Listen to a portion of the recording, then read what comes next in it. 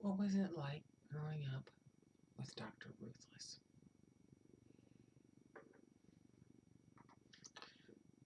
It's hard to describe because from the outside, it looked like we had everything. We had the house, we went to the private schools.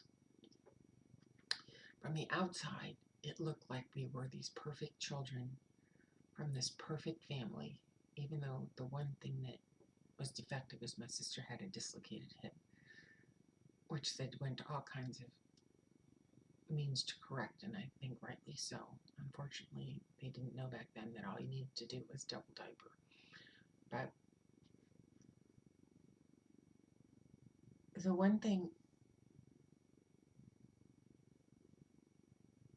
when we were kids, it felt like it was a home and that we had, and that the house was ours, even though when my dad would come home, and he'd always come home like around 5, we would scatter because we were afraid of him.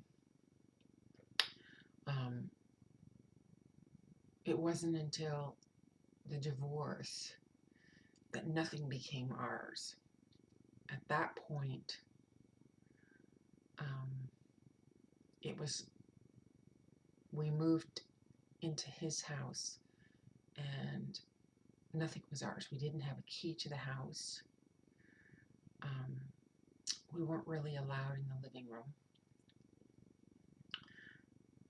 Um, I remember once my brother accidentally broke a mirror um, closet door, and my dad made him pay for it. It was like, now all of a sudden we were on our own.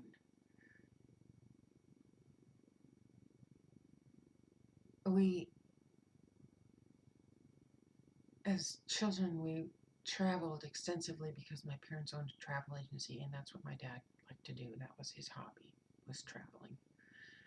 So we went to Europe, and even as we got older and we didn't necessarily want to go on the trips, he always bought us trips. Not because it's what we wanted, but because it's what he wanted. It's what he wanted to do. He wanted to travel. So, and he wanted us with him, so he would drag us along. Now, I know that sounds kind of selfish because you're saying, okay, you got to go, you were a child and you got to travel. But the fact of the matter, I was car sick, plane sick, and seasick. And so I didn't enjoy the traveling because I was constantly sick. And I was stuck in the back seat of a car with my brother and sister, and they ganged up on me and picked on me, and I didn't really enjoy it.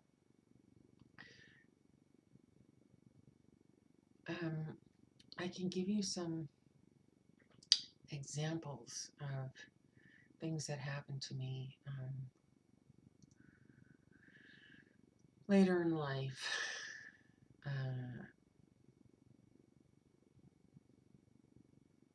When he got together with Marcia, things were definitely different for us. According to Marcia, his second wife, she felt like nothing was hers either. Um, Everything was his.